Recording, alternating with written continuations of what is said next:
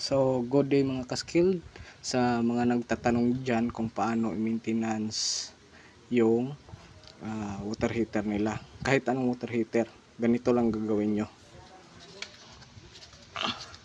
Tatanggalin nyo yung whole unit. Then, susunod is itong thermostat nya. Ito.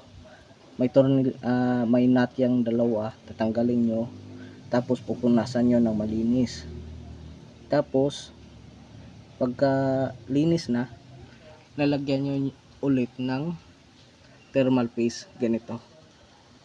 So yan, yan yung thermal paste, bago na yan.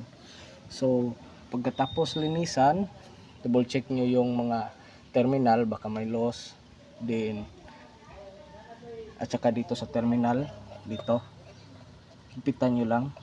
Then ang last is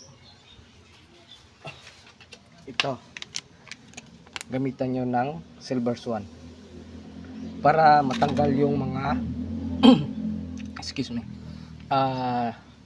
dumikit na water sediment dito sa heating element nya sa loob.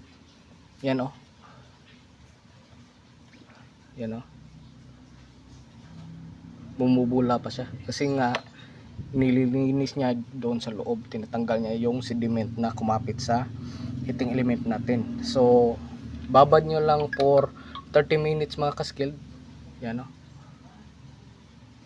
yan o, nagbo-boil pa siya. So ang gagamitin nyo lang talaga na suka mga ka-skilled is silver swan kasi matapang to, wag yung camel. Then babad nyo ng 30 minutes. Pagkatapos tapon nyo na yung laman nya.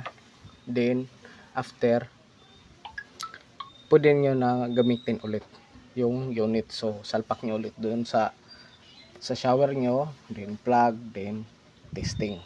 Pero sa pag-testing nyo, huwag nyo munang lagyan ng shower hose. Hayaan nyo munang dumalo yung tubig para maka-flushing siya sa loob, para matanggal pa yung